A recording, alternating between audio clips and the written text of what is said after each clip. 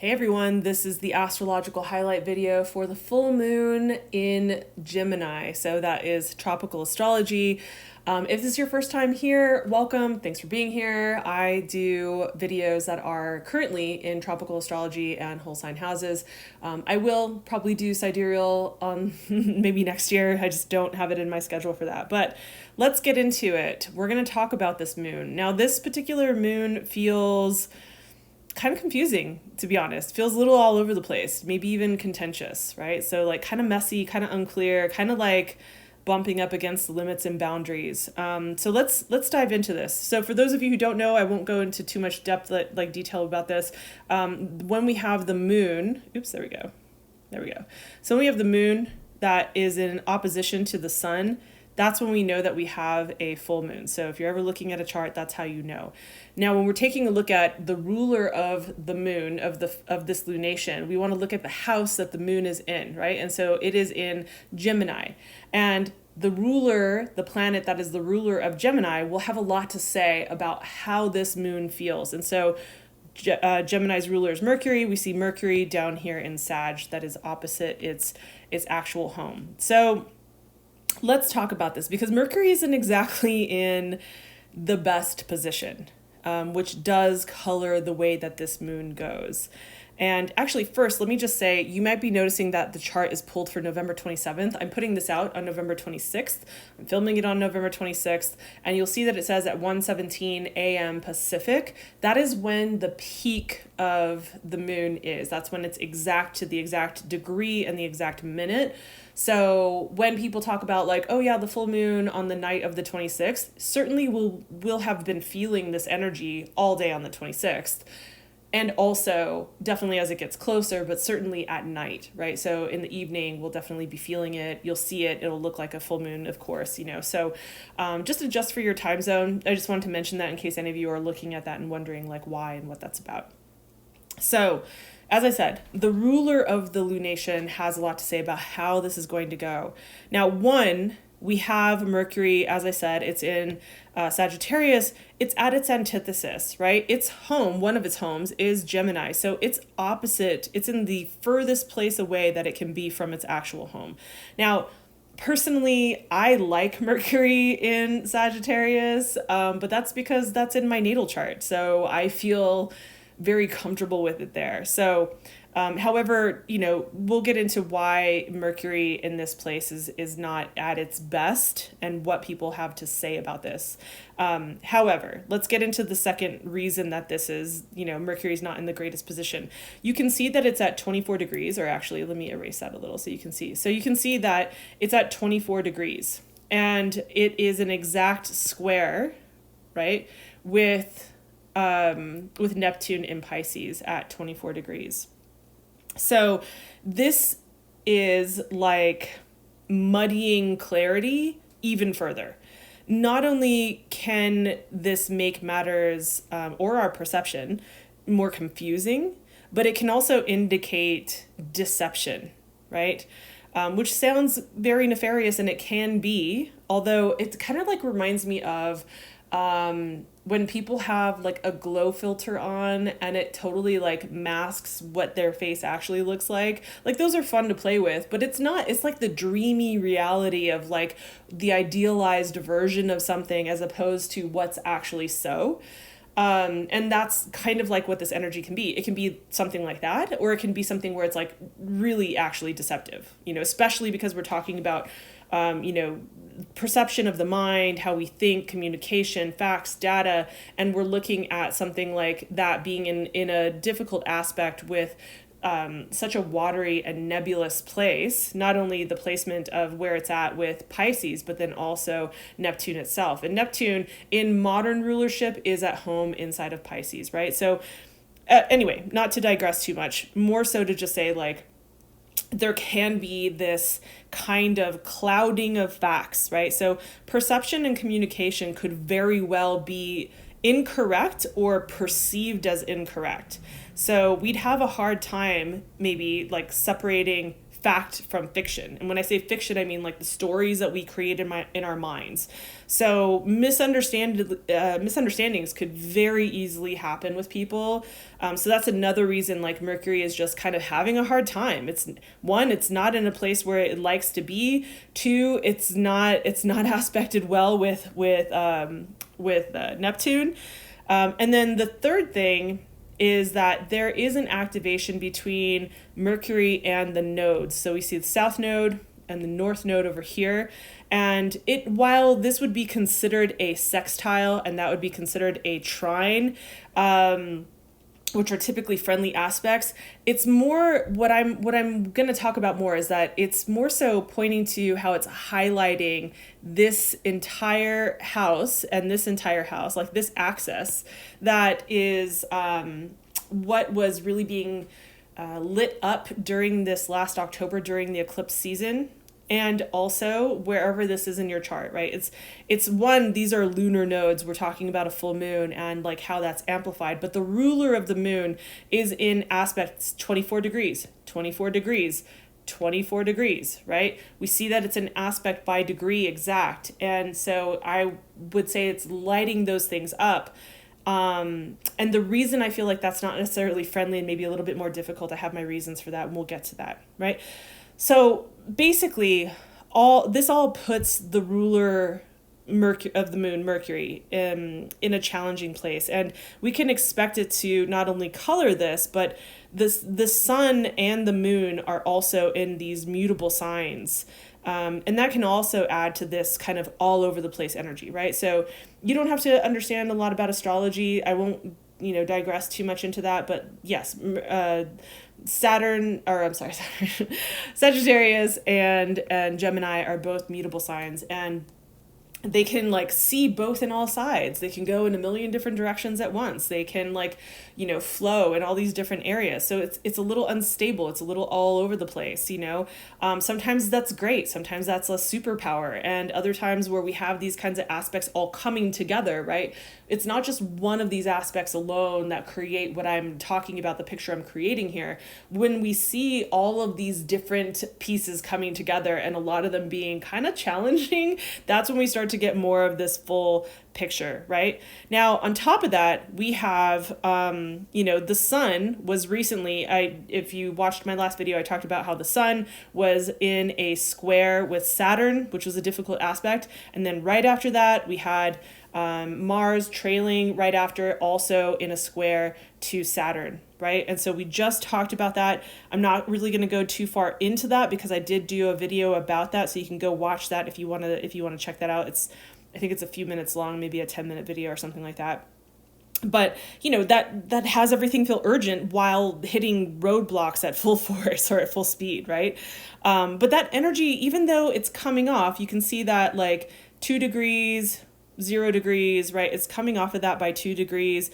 There's still like a lingering kind of energy here, but not only that. So I want to say that square that I talked about between Mars and Saturn, not only is that still lingering, but we also have Mars opposing the moon.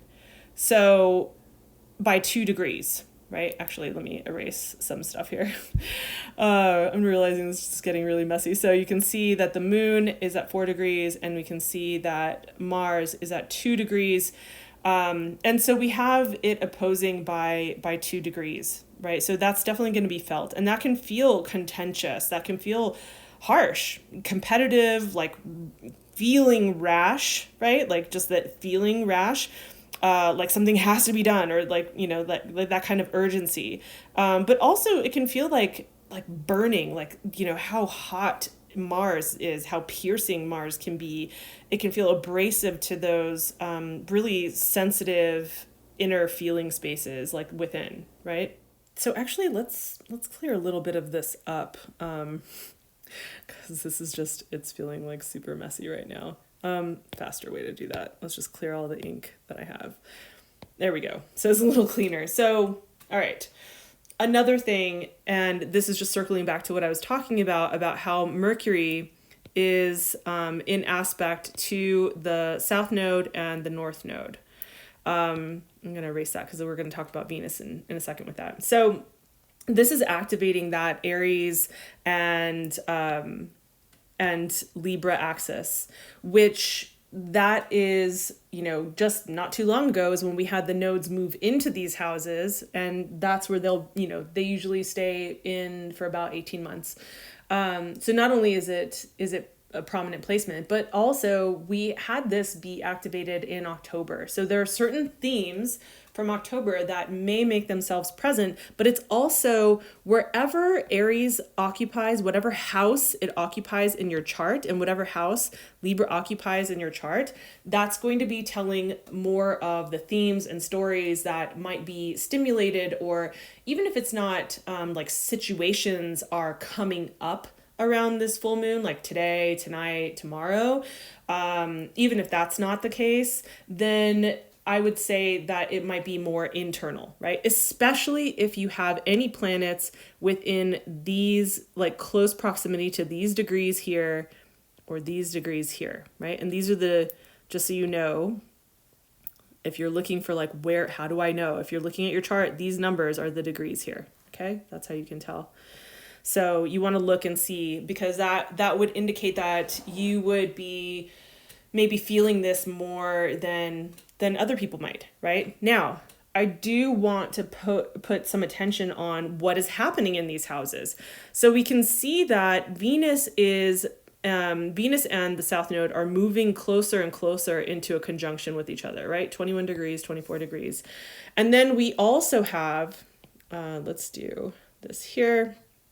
So I don't know why. I need to figure out like why this, I want to like message the company and find out like why is this happening.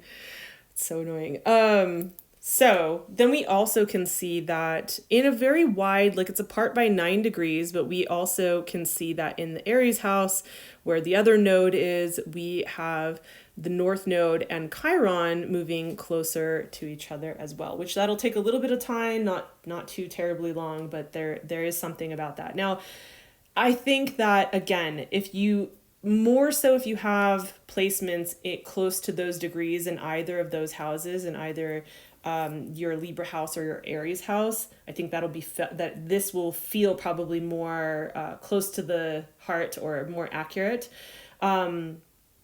But I think with this would highlight perhaps those sensitive, vulnerable, maybe wounded places that Chiron can represent, and how painful it can be to let go, right? Because the North Node doesn't want to let go. The North Node wants more. And so I feel like as those two continue to get closer, that it might feel like it's becoming more obvious what kinds of relationships we might feel we need to let go of despite how hard it might feel, or that certain relationships might need to have deep healing and commitment to that kind of repair and healing to come out on the other side, right? And that can be friendships, that can be love relationships, right? Again, the houses are what's going to like determine where in life you'll see these themes show up. So you want to look at your chart and you want to look like where is Libra in your chart, where is Aries in your chart, and then which house number is it actually in. Now, the reason I'm talking about relationships is because we also see with Venus that they're getting closer, the South Node, which the South Node, as we've talked about in previous videos, is about release. And we see that Venus and the South Node coming closer and closer together can really indicate that there are certain themes around values and relationships and what is harmonious or not really coming up, right? And really coming to the forefront. Now, if you're kind of looking at your life and listening to this and you're searching for like where it could be, I would guess that looking at your chart, you probably don't have the placements in your chart that are going to make this feel like very loud. For others of you, as I'm talking about this, you're like, oh, I know exactly what that's about, or exactly who that's about, right? And when we're looking at this axis between, a house that has a lot to do with relationships, because of its ruler, and then we also are looking at like this individualistic type self placement with Aries, I think that some of this brings up themes, not only because of what's happening in each of these houses with these planets planet and asteroid that are coming into closer proximity with the nodes. But also, like, there's just so many layers, so I hope I'm explaining this clearly for you guys.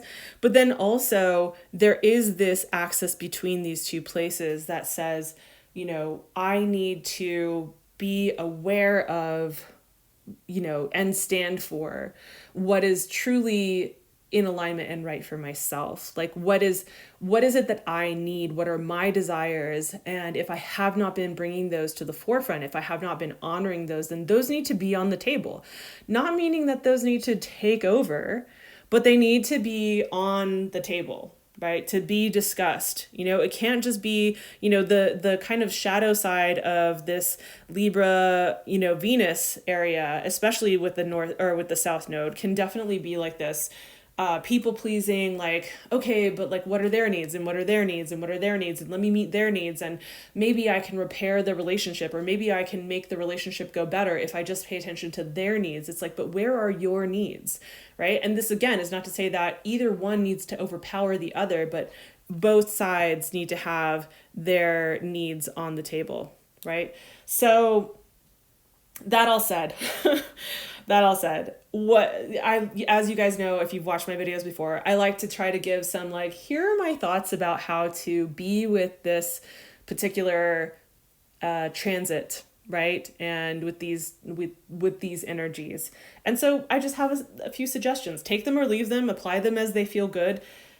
But these are my suggestions for how to move through this energy for this full moon, right? So depending on how you're planning to spend your full moon, we all know that moons are heightened energy, heightened emotions, plus all the stuff that I talked about with like Mars and how Mercury's aspected and like the squares and, right, all of this. So with that in mind, I would say, before thinking that you're clear, like you're like, oh no, I'm clear, I've got it, right? Before letting yourself get too far down a hole of being offended, or trusting the info, like you're like, oh no, I 100% just give over my trust and trust whatever's being given to me. Let the waters clear, right? Let the waters run clear, because right now they're kind of murky, and not kind of, they're murky. So let the waters run clear before you rush to making any kind of judgments or thinking that you have it correct, or that you're seeing or hearing things clearly, or even thinking that you're seeing or that you're communicating things clearly, right? So take note of what comes up, because I think that those themes, what feels important, what comes up right now is important for us to take note of and save the conversations for another day. So, this last thing I would say, well, not last thing. Okay. So that I'm about to say, that takes us into the very beginning of December, right? But we are moving towards Venus that is going to be in a square with Pluto, right? And that's not necessarily a great feeling aspect itself. So maybe wait a few days. Maybe wait a few days for the waters to run clear, right? So that said, the last pieces of advice that I would offer up, suggestions that I would offer up, would be journal. Like, take some time to journal. Just get your thoughts out. It's good to just have some clarity, verbally vomit onto the pages, what is there, what you're feeling, let yourself free write, and just kind of release, right? Take it easy, right? Do what you know to do, your tools for self-soothing, up your self-care. This would absolutely be a great moon to be like, you know what? I'm going to take a candlelit bath with lavender and before I go to sleep, right? Like, I'm going to start my Monday the best way that I can with really good amount of sleep. I'm not going to go to sleep too late. I'm going to take a nice bath, or I'm going to, turn the lights to like an ambient level and maybe like listen to some chill music before I go to sleep, or a meditation going to sleep. Like, whatever it is, I would say, anything that brings you a sense of peace, calm, and just being able to like be with yourself in a place that like feels safe and as secure as possible and soothing. Those would be the things that I would recommend. So that's what I have for you. I hope this is helpful. If it was, please give the video a like. It really does help as I am building this channel. For any of you who have been following me, and I've been talking about how I have new stuff for after the holidays, there's going to be more educational, informational videos that are just like not even just about the transits, but about astrology and tarot in general. Those are going to be coming out. So just like keep an eye out for that. Tomorrow on Monday, that's when I will have the bi-weekly videos for tarot out. So just keep an eye out for that. So definitely hit the subscribe and notification bell if you want to make sure that you have those. Those are like short little snippets of guidance that take us through approximate 2-week periods of time that are according to the lunations. So that will be out tomorrow. Let's see what else. I think I would just say, things in my life have gotten pretty crazy and hectic and overwhelming and pressurized. And so I think that I will do my best to be putting out the videos on like a regular schedule through the holidays. And we'll see how that goes, but it might be until like the end of February before I actually start to post some of those newer videos that I want to put out, just because it's going to require more bandwidth than I currently have available. So I hope that makes sense. Anyways, I hope that you have a soothing, relaxing full moon and that you're able to find that kind of peace inside of this the murky waters, right? Sometimes murky waters, if you just let yourself kind of flow in them, can be fine. So as long as you're keeping yourself out of the drama and the chaos, right? So, okay, have a great night, and I will see you very, very soon. Good night.